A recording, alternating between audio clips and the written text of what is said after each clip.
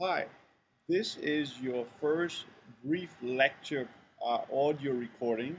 This is for chapter one. And in chapter one, there are going to be two of these brief lecture recordings.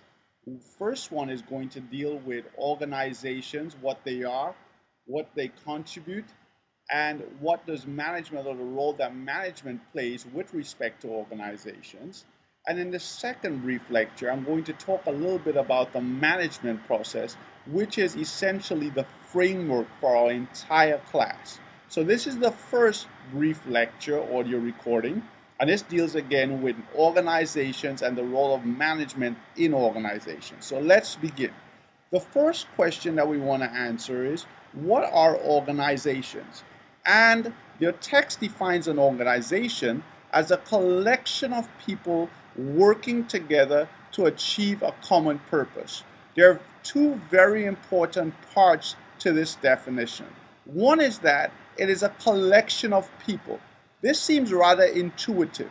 Organizations are made up of one individual. But that is very important. Knowing that it is more than one individual that has to come together to make an organization. In the very beginning of production, most production was done by one individual. You'd have somebody fixing shoes or a butcher perhaps. Only one person was the producer. But as production increased, more people joined in, and by joining in, they created entities called organizations. So people working together, that's what organizations are. And that's essentially how most of our production and services are done in today's society. More than one person coming together and working together. That's the first part of the definition that's important and interesting. The second part is they are working together to achieve a common purpose. That indicates that although there are different people in an organization, they must find ways to bring their talents, their resources, their expertise, their knowledge together in a mutual and complementary way to achieve one specific common purpose. They must find ways to work together. And that is important, especially with respect to understanding the role of management in an organization. As you will soon find out, managers have a great part to play in facilitating this cooperation between this collection of people. So organizations are people that come together that produce or create a service that others want in society, right? As it says in that second line, they provide useful goods and services that return value to society and satisfy customer needs. So organizations are the means, the vehicles by which we in society gain the things that we require or we value. Okay? So an example, Apple creates tablets and they create phones. That is a good that we in society value. Emerald's Restaurant is an organization. It provides us with the service, a restaurant service. And again, that is value. And as you will learn in this class, organizations take inputs from society, find ways to combine those inputs to create new goods and services, and then their outputs have more value than the inputs that they've used. And that's why we pay them to create this new additional value for us. So what we need to understand is what an organization is, and also, as you say, see what it does. A very important concept that goes along with organizations, especially in a contemporary society, is this concept of open systems. Open systems, as the name implies, organizations are part of systems that are open. Well, open to what? Open to their external environment. What that means is that, as I just said, organizations take inputs from the environment, okay? These are called resource inputs, I'm sorry, and they can be people, money or capital as we use, materials, technology, information or knowledge. This all comes from the environment. Individuals, markets, lending institutions, even the earth. All of these provide the natural environment. They provide resource inputs. In the general and the microenvironment, we get our inputs. These inputs have value, but the organization then takes these valuable inputs and it does something to it. It transforms it. So if you use the example of Apple, okay? Apple uses people, the technicians, the R&D people, the sales people, all the people that they employ. They access money, they have loans, they have investment. People buy shares and give them equity. Materials, of course, all of the metal and silicon, all the material that goes into making their products. Of course, the technology, the machinery that they use, and the information and knowledge of how to, in fact, get this product created, how to market it, how to sell it. All of those are inputs that Apple takes, and through the work of its organization, it finds a way, right, bringing the collection of people, as we said, together to create a product or service that we in society then will value. So it is through those transformation processes that Apple will take those resources and make them into outputs, those tablets and those iPhones and whatever else they make that you and I value in society. And then those outputs are not kept within the organization, but are then sent back into the external environment, right, as finished goods and services. And in the environment, we give the organization feedback as to how much value it has created by the price that we're willing to pay and also the volume that we're willing to purchase in. And that feedback then goes in and then the cycle begins again. So why is this important? Well, it recognizes that organizations must respond to their environment. Must respond to their environment. Why is the environment so important? Because the organization is influenced by it through its access to supplies and also through the attractiveness of its output. So that's why it's important. You have to look at, if you're in an organization, you're a manager, you have to consider that what you are able to do and what you cannot do is largely influenced by your environment. The environment tells you what you can do, and it also tells you, for example, what you are limited in terms of doing. So it's important to recognize this open systems concept when we talk about organizations.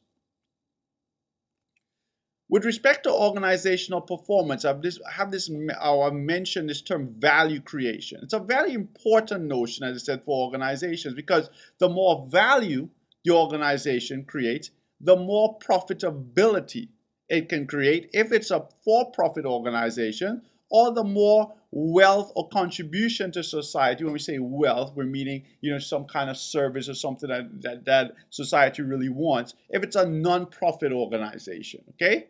It says value is created when an organization operations adds value to the original cost of resource inputs. And all this means is that the firm is able, through its transformative process, to make the sum of the parts, this new product or service, more valuable than the parts themselves. Okay? So when Apple takes all of this stuff, its people, its materials, its technology, and finds a way to bring those things together and make that end product much more valuable than just those individual parts, that is what we say, or that is when we say value has been created. And the more we value that end product, obviously the more value has been created. Think about a fancy dish at one of these restaurants, one of these high-end restaurants. The chef takes his or her knowledge, takes all the materials, the raw materials, all the ingredients, right? The know-how, even the technology in terms of the cooking time and the machinery, and transforms those ingredients, those raw materials and its skill and all that technology into a final product, that dish. Now, the more fantastic that dish is, the more we value it. And how do we demonstrate that for a restaurant? Well, we demonstrate it by being willing to pay more or by consuming more of that dish, buying in greater volume. And that helps the firm, therefore, to increase its profitability. Okay? Now, in terms of measuring that value creation, the real measure of it is this concept of productivity. And all it says there under under the title productivity is that it's an overall measure of the quantity and quality of work performance with resource utilization taken into account. Basically, it is a measurement of effectiveness and efficiency. Productivity is a combination of effectiveness and efficiency. Now, I know you've heard those terms before, and you've probably used those terms before, and you've probably used those terms interchangeably. They are not necessarily the same thing, and they are not necessarily interchangeable. Performance effectiveness, it says, it's an output measure of task or goal accomplishment. It's an output measure. It tells us basically whether we have achieved our goal. Okay, so performance effectiveness is achieving your goal, meeting your objective. That's real important. It's an output assessment, it's an output measurement. Okay, performance efficiency is an input measurement, and it's a measure of the cost associated, the resource cost, the input cost associated with goal accomplishment. So it takes into consideration what we needed to use in order to achieve the goal that we did in effectiveness. So if you want to remember it this way, this might be useful. Effectiveness is doing things right. Effectiveness is doing the right things, okay? And efficiency is doing things right. So I'm going to say it again. Effectiveness is doing the right things, accomplishing your goals. And efficiency is doing things right, accomplishing your goals in a manner in which you do not, you use as least amount of resources as necessary and therefore keep your costs down. If you want to use, again, going back to the restaurant example, I might be using all these restaurant examples because I'm hungry. But if you use this restaurant example, if I were to make a dish like coq au vin, for example, and I were to make it and it tasted great, well, you can say that I was effective because I achieved my goal of making a really good dish. However, in order for you to assess my efficiency, you'd have to look at my inputs. What if, in the recipe it says this dish normally takes only 2 hours to make, and it took me 6 hours to make it. Or this dish only requires this amount of red wine, and I use 10 times that amount. Well, what you can say is that I'm effective, right? I achieved my goal. I made the dish, it tasted well, but I wasn't necessarily efficient, okay? Wasted too much. Firms that are the most successful, that are the most profitable, are both effective and efficient. They are both able to achieve their goals, and they're able to do it in a manner that uses the least amount of resources. So take that into consideration as you assess the productivity of organizations. Okay? And this basically, again, goes into the relationship, if you will, between efficiency and effectiveness. On the left, right here, on the vertical, I should say, you have goal attainment, which is a measure of effectiveness. If I have high goal attainment, I'm effective, right? But that doesn't necessarily mean I am efficient, because here you see my resource utilization was poor. This is where the firm really wants to be: effective and efficient. Achieve my goals, but I didn't waste any resources. And that's where you have the highest level of productivity.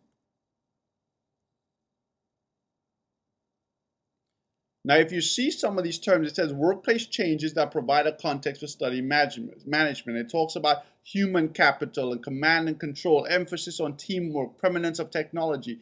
These terms should seem rather familiar to you, because if you read the first part of this chapter, it talked about management in a contemporary environment and some of the trends and forces that managers have had to deal with in this changing landscape. Things like diversity, things like technology, IQ, human and social capital, okay? All of those things are important contributors and forces in today's environment. And so managers now really have to consider those things when they go about their management activities. Very, very quick example. Early on, in the very early days of the 20th century, right, as managers became more and more prevalent in the 20th century. So we're talking about the early 1900s here. You had more of a command and control style when it came to management. What does that mean? Well, managers basically told workers what they should do. They told them specifically what they should do, and they were there to monitor that it was done in the specific way in which the manager prescribed. That was what we call a command and control. I tell you what to do, and then I monitor your behavior and your action and your output to make sure that you've done it. Well, in today's society, we hear more about things like participative management, teamwork, de not desegregation, but delegation of task. Those types of concepts have come about as employees have become smarter and more involved in the actual management of the organization. We now start focusing on human capital, that information, that knowledge, that ability of human beings to really contribute in a positive way to the success of their organizations, either through improving the effectiveness, the efficiency, or both. So no longer do you have managers in most types of industries or most types of contexts, simply telling their workers what needs to be done and then making sure they do it. No, now you have more of a participation, communication, interaction. Human beings are smart, intelligent, giving organizations their knowledge, and managers acting more as facilitators than simply command and controllers, right? Commanders and controllers. So that's an example of how organizations have evolved. And at the very bottom of this chart, you see priorities and sustainability. This is this concept about making sure that what we do today has a lasting and positive impact on future generations. And we'll talk a little more about that as we go on in chapter 4. So that is just an idea of what organizations are, the role that they play, what do they contribute to society, and how do we measure their profitability, their productivity in terms of both efficiency and effectiveness. Now we turn our attention to a very important subject, is basically what managers are and what do they do? What do they offer? Okay? The importance of human resources and managers I just mentioned here. People are no longer considered to be cost to be controlled. That was the initial approach to management. Here are individuals, okay, we need to make sure they do as they're told, because if they don't do as they're told, they're going to cost us money. High-performing organizations in today's society do not see people as costs, but see them as valuable assets, strategic assets, meaning that they are the most important factor in determining success of the organizations. And now today's managers therefore need to see their people as not cost, as not something that has to be controlled, something that has to be limited, but definitely entities. People must be seen as assets that need to be empowered and need to be utilized in a way that helps the firm to be successful. So what is a manager? Well, your text says it's someone that directly supports, activates, and is responsible for the work of others. Listen to those terms: support, activate, and is responsible for the work of others. Support indicates that managers must be there to provide guidance, to provide direction, and also to provide what? To provide resources. Resources. And you will see all of those things encapsulated in this concept of planning, which we will get to when we talk about the management process. So supportive. Managers must be supportive. Secondly, they must activate. Well, what does that mean? It means that they must motivate their employees to behave in such a manner that helps the organization. So they must be motivated to do or to behave in such a way that is going to help the firm. Activation speaks about motivation, and it speaks about the ability of the manager to lead, ability of the manager to lead and to organize his or her forces in that it gets the most out of them. And then thirdly, responsibility. It means that the manager, right, is responsible for the work of his or her employees, meaning that they should be able to ensure that their workers are provided with all the necessary tools, all the necessary motivation, but also be able to evaluate and measure if workers are doing what they are supposed to be doing in a manner they're supposed to be doing, and therefore reaching the goal. And that is related to this concept of control, which is another part. So we have planning, organization, leading, and controlling. Remember those four things because they're going to come back again very, very soon. And the second line says that the people who managers help are the ones whose tasks represent the real work of the organization. So very, very quickly, you should have realized managers aren't necessarily the ones that are doing the real work in organization.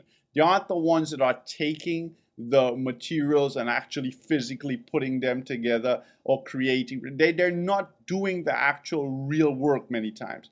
They are the ones that supervise, support, activate, and are responsible for those that are doing the real work. So they are therefore more facilitators than they are actually the action people in the organization. But that does not make them any less important. In fact, they are extremely important because they are bringing the parts together. Remember, an organization is a group of individuals, right? A collection of people that are coming together. Well, managers are able to bring those people together and to facilitate, support, activate, and account for their individual, but also their collective performances. So managers are important.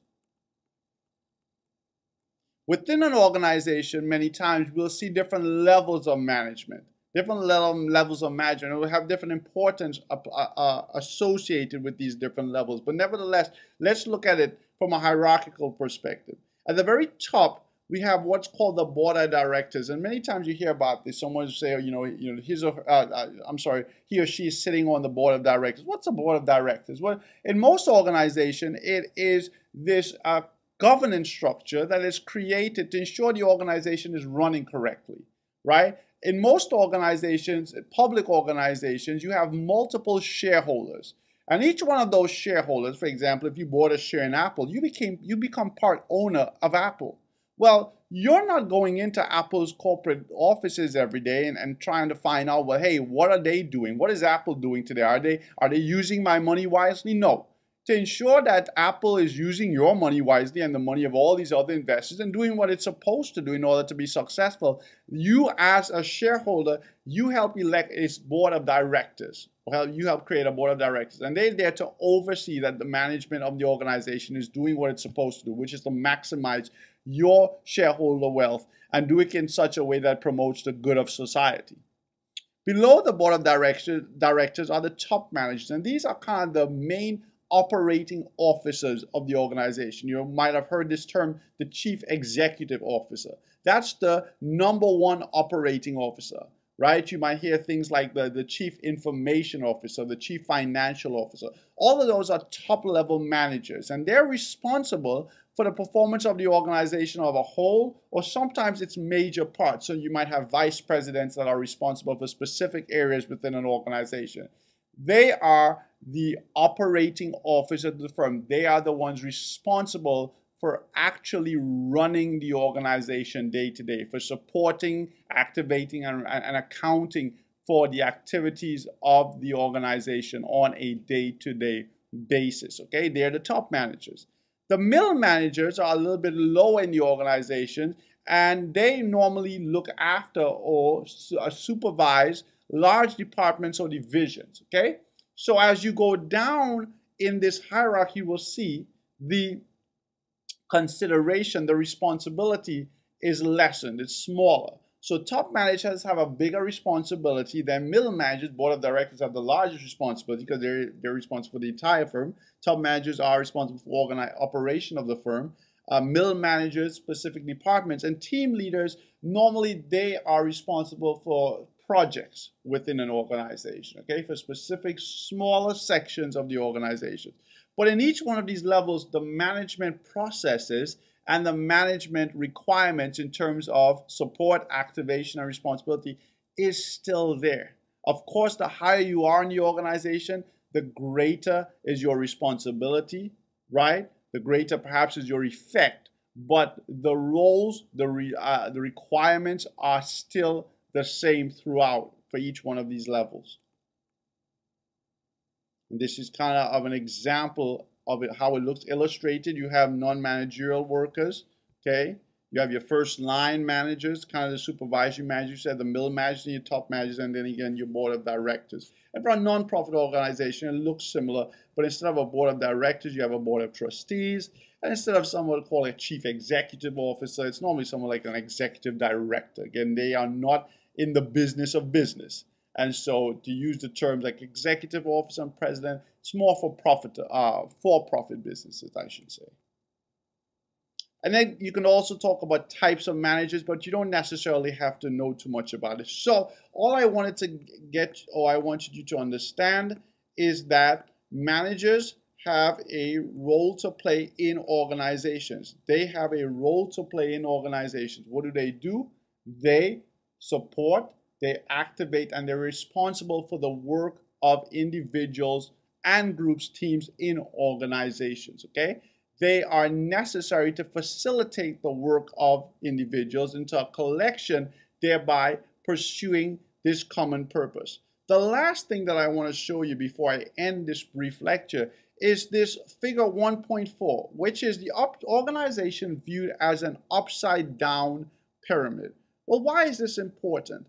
Going back to what we discussed earlier about the evolution of organizations and the evolution of managerial activities, managers, as I said then, are no longer seen as autocratic commanders and controllers, right? The way organizations used to run was that they would decide at the very top what they would want to do. This would then be passed on to every level below, and then the output would be passed on to the customers. So essentially, the organizations were the ones that decided what the customers wanted.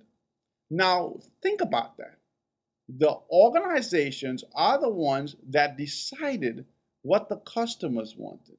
Well, that seems a little bit backwards. Isn't it? It's like you going to a restaurant, and before you have been given a chance to order, the chef basically sends you out a dish. Now, you may like it, but chances are you may not like it. And even if you liked it, you might have said, you know what? While I do appreciate the chef thinking about me, I would have probably liked the opportunity to decide for myself what I wanted. Because I'm the one who's paying for this, so shouldn't I have the ability to decide? Well, the way that we now view organizations is not from a top-down approach where the top-level managers decide what needs to be done. They have all the ideas and therefore then pass that along the chain. They're on the top. Customers are the way at the bottom. Well, we flipped the entire pyramid now. And instead of customers being at the bottom, well, they're at the top.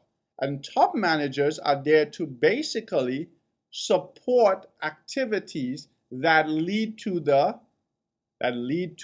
satisfaction of the customer. So as you see at the very top, the customers are king. Top managers, they make the strategies clear on how we will best be able to provide service, provide goods that customers want. They then send that vision to team leaders and managers. Then that then creates strategy for the operations of the firm. How do we actually put that vision of what the customers want into practice? How do we create some tangible product or service? And then we do that and we serve it to the customers and clients that will hopefully be happy, be satisfied, and pay us for our service or pay us for our product. So the customers now determine what the firm will make. Top managers, right, are then influenced in such a way by the customers and are also influenced by people below them in the organization in terms of helping to provide the good or service that the customers want. So that is in essence a major shift, a paradigm shift in organizations as well as in management. No longer do we see human beings, even customers, are simply costs to be controlled, but we see them as important contributors to the value process, either by telling us what they want, meaning customers, and also by helping us to provide that value in a tangible way, meaning the people that work in the organization with their knowledge, with their know-how, with their information, with their technology, with their ability. Managers use or should utilize their human capital effectively and efficiently to provide customers with what is required. So that ends our first brief lecture. I hope this was informative and look forward to the second one that deals with the management process.